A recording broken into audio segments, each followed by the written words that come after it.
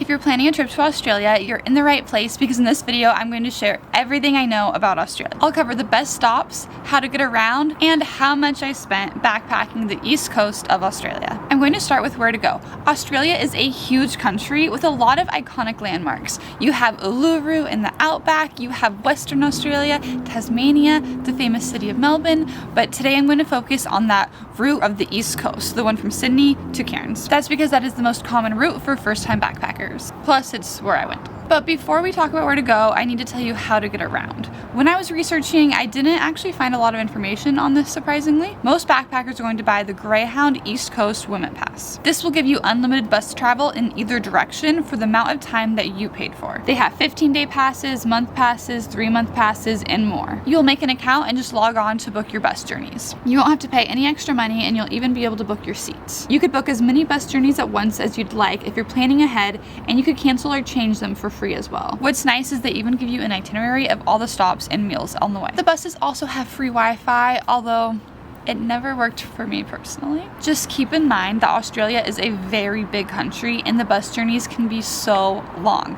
I even did a 30-hour bus journey one time. All the bus stations will be in town. Most of them will be a 5-minute walk to your hostel if you're staying in the hostels. I never had to Uber the entire time I was there, and I never walked more than 10 minutes to get to my hostel. I found this to be really convenient. I would say though that having your own vehicle would make it a lot easier for you to get around. There's a lot of nature and national parks just outside of the cities that you can't access without a car. I had to book a lot of really expensive excursions to get to these places. So if you like camping, I would consider doing a camping van or renting a car and just camping on your way. I think this may end up being cheaper in the long run. Now let's move on to where to go, starting in Melbourne and making your way all the way up to Cairns, although it really doesn't matter what direction you travel in. The itinerary doesn't really change, just your direction. I didn't actually make it out to Melbourne, but everybody says amazing things. It's supposed to be a really cool city, very hipster, lots of coffee shops, and also good nightlife. From here, you could also do the famous Great Ocean Road Drive from Melbourne up to Adelaide. Just know you're going in the opposite direction, so you're gonna have to come back as well to get up to Cairns. Next up is Sydney, where you have the iconic and famous Opera House and Harbour Bridge. If you have time, you could take a train or drive out to the Blue Mountains. They have some really nice hikes. When you're exploring Sydney, my favorite neighborhood was a neighborhood called The Rocks. The next possible stop will be Newcastle and then Byron Bay. Byron Bay is really famous and people seem to love it, but honestly, I didn't love it. I thought it was a bit flashy for my taste and overpriced. Plus, I really did not like my hostels.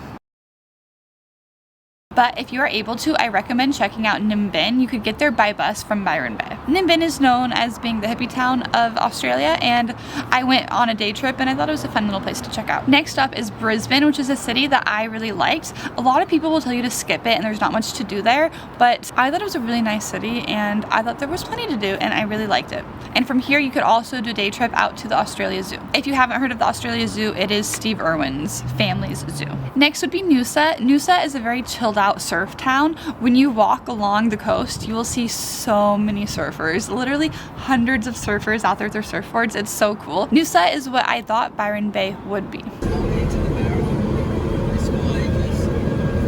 Next is Airlie Beach, which will be your jumping off point for the Whitsunday Islands, and I highly recommend the Whitsundays.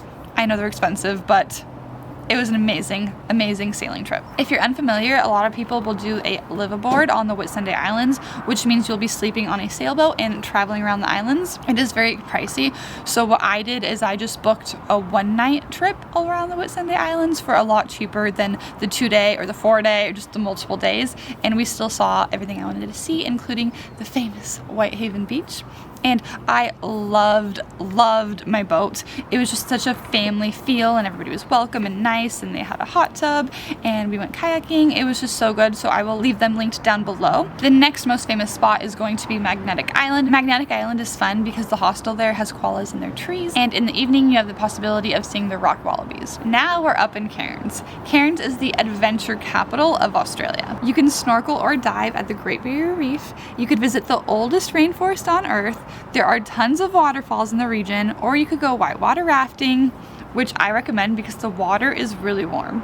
Also, I didn't mention earlier, I am outside because people are in my apartment. We have guests, so I couldn't film inside, and I came up to this beautiful rooftop lounge. But the problem is there's a street right next to me, so if you are having a hard time hearing, I do apologize. I hope the cars aren't being too loud. Now that we've covered the stops, let's get into the fun stuff. How much does it cost to travel the east coast of Australia? As a backpacker, I try to only pick destinations that are easy to travel to on a budget. However, I found myself in the middle of the Pacific Ocean with few choices on where to go next. The cheapest flight was into Australia, and I was so excited about the possibility of visiting Australia, I went ahead and I booked the ticket. I arranged a volunteer opportunity and figured this would allow me to travel Australia on a reasonable budget. But here's how much I spent backpacking Australia.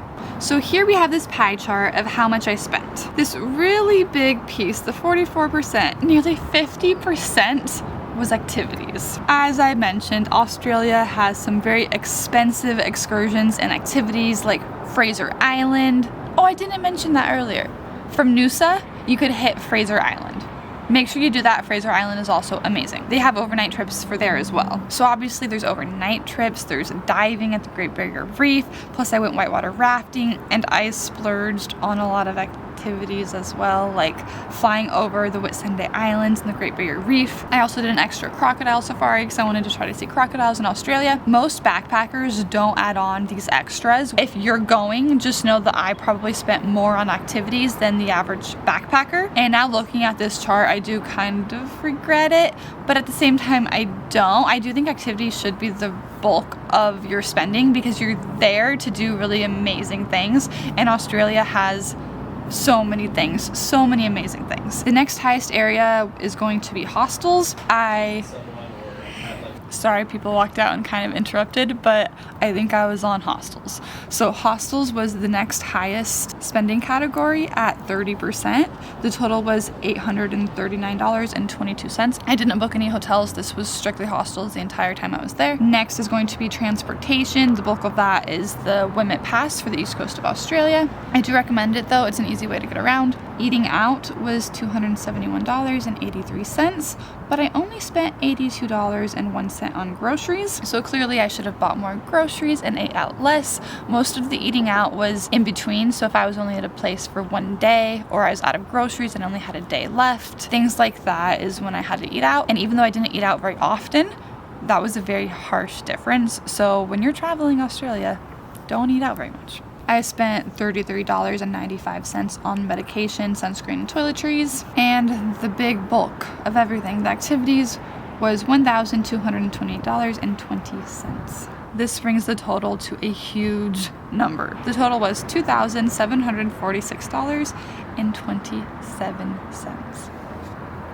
Although seeing this number seems so extremely high because I normally try to travel on $1,000 a month when I'm backpacking, my total budget breakdown was $47 per day, which is actually in budget because I was trying to travel Australia on $50 a day. However, I did volunteer for at least 3 weeks. I want to say three and a half weeks, and I was there a total of 59 days. So almost $3,000 was spent in about a month. If you are looking for ways to save money while traveling Australia, you absolutely can. You could do things like couch surfing, so you're not paying for accommodation. You could volunteer like I did, or you could do what most people do and be on a working holiday visa where they are working and traveling because Australia is such an expensive country. But overall, I hope this gives you an idea of how much you could expect to spend in Australia. I hope that it helps you plan your budget and plan your trip overall. It is a great place to go backpacking, and it is well worth the price. I absolutely loved it. There's just so many amazing things to see and so much to do. I hope that Australia is high on your bucket list, and please let me know if you do end up going in the comments below.